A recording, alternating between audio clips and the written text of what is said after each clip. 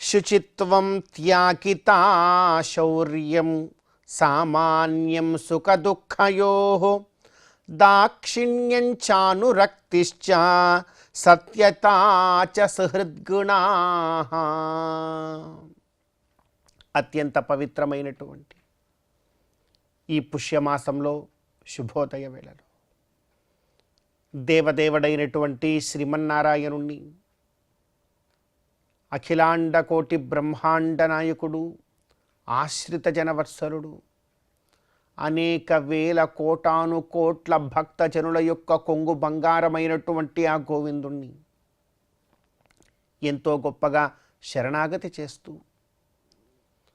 స్వామివారి యొక్క అనుగ్రహంతో ఈ జీవితపు క్షణాలను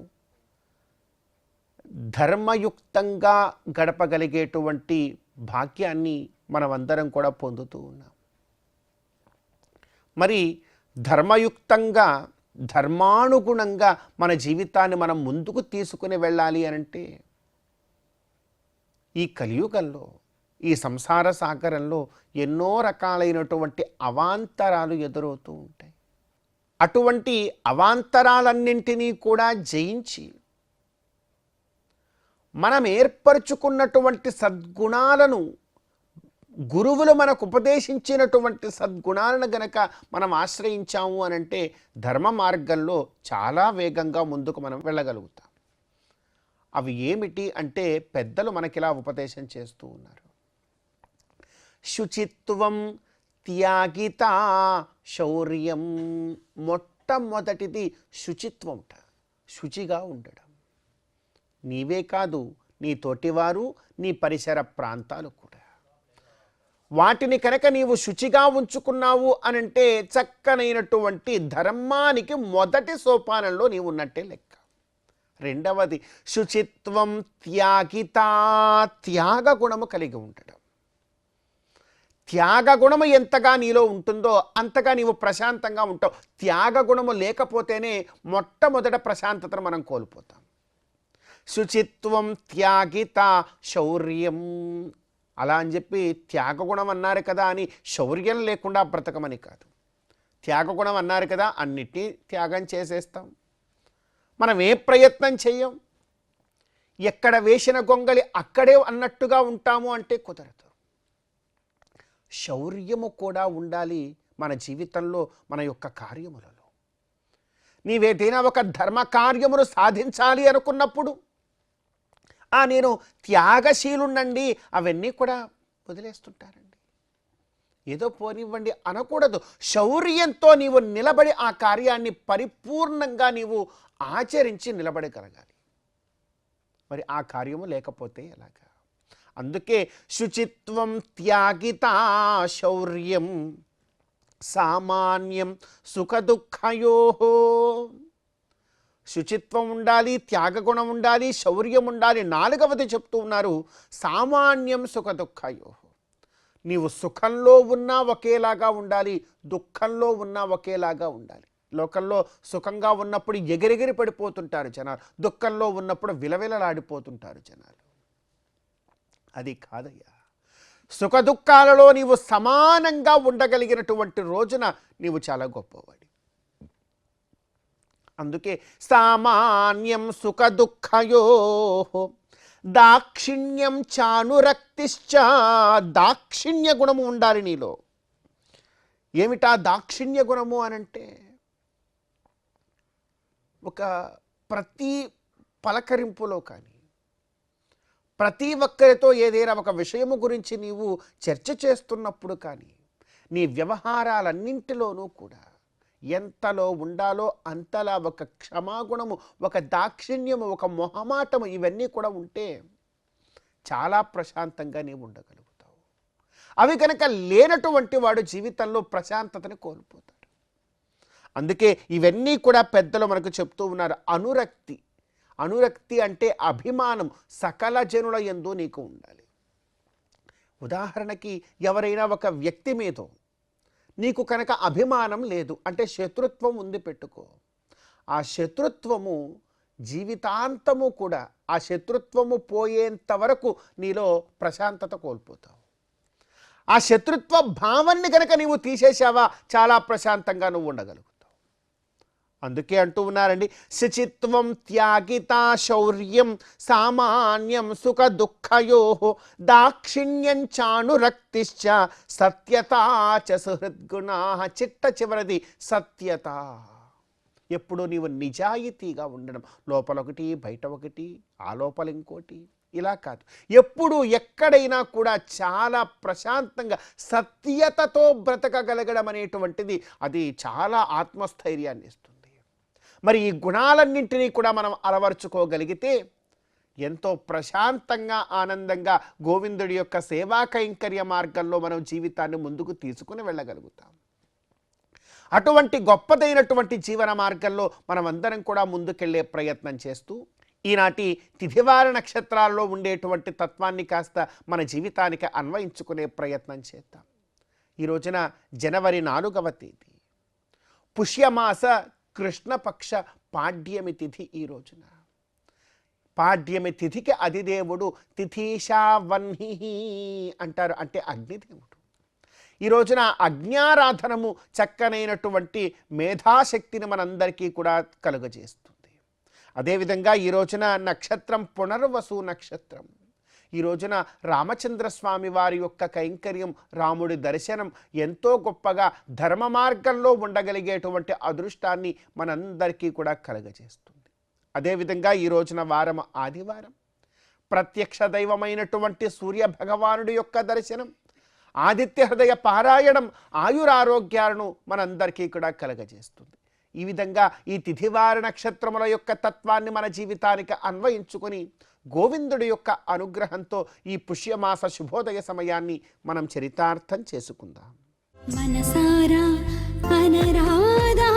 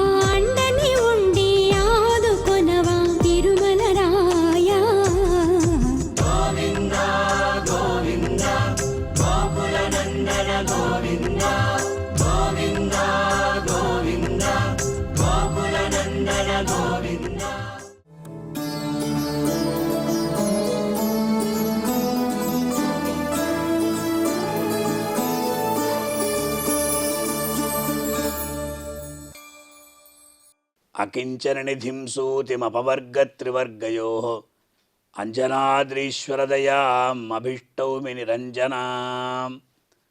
ప్రియ భగవద్బంధువులారా, ఎంతో ఉత్తమమైనటువంటి మాసంగా పరిగణించబడుతున్నటువంటి ఈ ధనుర్మాసంలో ప్రతినిత్యం కూడా గోదాదేవి యొక్క తిరుపావె ప్రబంధాన్ని మనం వింటూ ఉన్నాం. అదేవిధంగా గోదాస్తుతిని కూడా మనం వింటూ ఉన్నాం ఈనాడు. ఆ గోదాస్తుతిలో 19వ శ్లోక వైభవాన్ని తెలుసుకునే ప్రయత్నం చేద్దాం.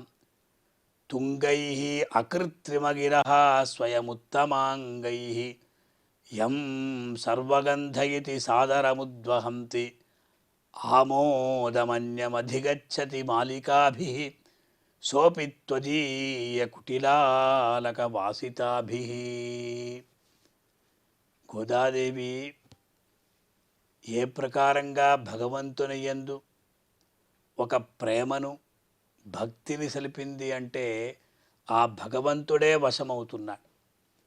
అకృత్రిమగిరహ అని అద్భుతమైనటువంటి ప్రయోగం. కృత్రిమం అంటే మనం చేసినది, అకృత్రిమం అంటే మన ద్వారా చేయబడినది. అది అపౌరుషేయములు అని అర్థం. అకృత్రిమమైనటువంటి గిరములు అంటే వేదములు అని, ఎవ్వరి చేత కూడా ఎప్పుడూ చేయబడినటువంటి ఆ అద్భుతమైనటువంటి గ్రంథరాశి. అకృత్రిమగిరహ అంటే వేదములు ఏవైతే ఉన్నాయో అపౌరుష వేదములు, తుంగైహి అంటే ఉన్నతములైనటువంటి స్వయం ఉత్తమాంగై అంటే ఆ ఉత్తమాంగములతో యం ఎవరిని తుంగైరకృత్రిమగిర స్వయం ఉత్తమాంగై యం సర్వగంధ ఇది సాదరముద్వహంతి. ఎవరినైతే, ఏ దేవదేవుణ్ణైతే ఇతడు సర్వగంధుడు అని ఆ వేదములు తెలుపుతాయో అటువంటి సర్వగంధుడు ఆమోదమన్యమధిగచ్చతి మాలికాభిః సోపి త్వదీయ కుటిలాలకవాసితాభిః. భగవంతుడు వేదములలో సర్వగంధుడు సర్వరసుడు అని కీర్తింపబడ్డాడు. ఆ సర్వగంధవాచ్యుడైనటువంటి వాసుదేవుడు కూడా గోదాదేవి యొక్క ఆ రుంగు ఆ ప్రకారం అంటే ఆ విశేషంగా ఆమోదమన్యం అధిగచ్చది మాలిసోపి త్వదీయ కుటిల అలకవాసితాభి అన్నప్పుడు ఆ కుటిలమైనటువంటి రుంగుల అలకములు అంటే అది ముంగురులు, ఆ ముంగురుల చేత అన్యం అధిగచ్చతి వాసితాభి అంటే గోదాదేవి యొక్క కురులలో చక్కగా అలంకరింపబడినటువంటి ఆ పుష్పమాలికను, అది కూడా ఎటువంటి పుష్పమాలిక అంటే సువాసితమైనటువంటి పుష్పమాలిక, సుగంధాన్ని వెదజల్లేటువంటి ఆ పూలమాలిక. ఆ పూలమాలికను గోదాదేవి ధరించినటువంటి పుష్పమాలికను భగవంతుడు స్వీకరించి అతడు సర్వగంధుడవుతున్నాడు, అతడు ఆనందపడిపోతున్నాడు అన్నారు. వేదం ఏం చెప్తుంది? ఆ వేదాల్లో ఉన్నటువంటి విషయాలు అన్నీ కూడా భగవంతుని యొక్క తత్వ ప్రతిపాదకములు. వేదం ప్రమాణం, ప్రమేయం భగవంతుడు. అంటే వేదములు భగవంతుని యొక్క వైభవాన్ని తెలియజేస్తున్నాయి. భగవంతుడు అనేటువంటి వాడు ఎవరు? సహస్రశీర్షా పురుష సహస్రాక్ష సహస్రపాత్ సభూమిం విశ్వతో వృత్వా అని ఆ వేదములు నారాయణ తత్వాన్ని తెలియజేస్తున్నాయి. అదే వేదములు నారాయణ యొక్క గుణాన్ని కూడా తెలుపుతూ అతని యొక్క ఆ వర్ణ వైభవాన్ని కూడా తెలుపుతూ ఉన్నాయి. ఇక్కడ సర్వగంధ వాచ్యుడు భగవానుడు, అతడే సర్వరస రసో వైస రసగిహ్యేవాయం లబ్ధ్వానందీ భవతి అని వేదం చెప్తుంది. అతడు రసస్వరూపుడు పరమాత్మ, సర్వగంధుడు పరమాత్మ. అటువంటప్పుడు ఆ భగవంతుడు సర్వగంధుడైనా కూడా గోదాదేవి ధరించినటువంటి ఆ కురుల పరిమళ భరితమైనటువంటి పుష్పమాలికను తాను ధరించి అతడు సర్వగంధుడుగా ప్రసిద్ధి పొందుతున్నాడు అని దేశికుల వారు చమత్కరిస్తున్నారు. ఆ గోదా శిరోమాలికల వైశిష్ట్యాన్ని ఈ శ్లోకం మనకు వర్ణిస్తున్నది. వాస్తవంగా చూస్తే ఆ గోదాదేవి తన అలకలకు అలంకరించుకున్నటువంటి ఆ పూలహారాలకు కూడా అపూర్వమైనటువంటి సువాసన పట్టింది. అంచేత ఆ సర్వగంధుడైనటువంటి పరమాత్మ కూడా గోదాదేవి యొక్క పూల దండలను ధరించడం వల్ల ఇంతకుముందు లేనటువంటి కొత్త సువాసనంతా కూడా అతడు పొంది ఆనందిస్తున్నాడు అని దేశికుల వారు ఎంతో చమత్కారంగా ఈ శ్లోకాన్ని రచించారు. కనుక గోదాదేవి యొక్క ఆ పుష్పమాలికా వైభవాన్ని ఈ శ్లోకం ద్వారా మనం తెలుసుకుంటూ గోదాదేవి యొక్క అనుగ్రహంతో శ్రీనివాసుని యొక్క కృపకు పాత్రులవుతాం. ఓం నమో వెంకటేశాయ. మనసారా అనరాదా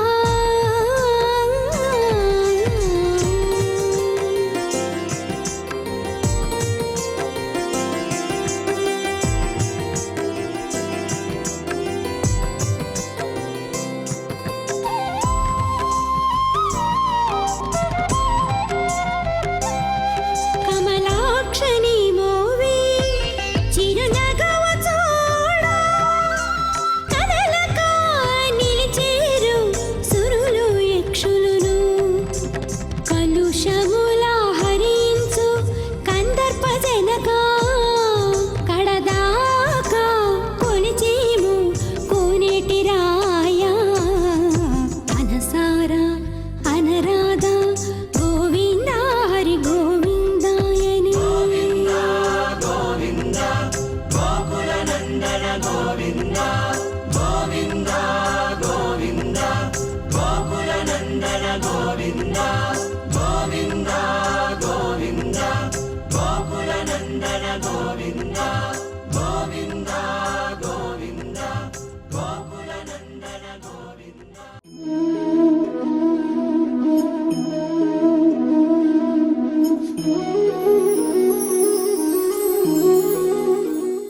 నహి జ్ఞానేన సదృశం పవిత్రమిహ విద్యతే అని శ్రీకృష్ణ భగవానుడు గీతా ప్రబోధనలో స్పష్టంగా పేర్కొన్నాడు.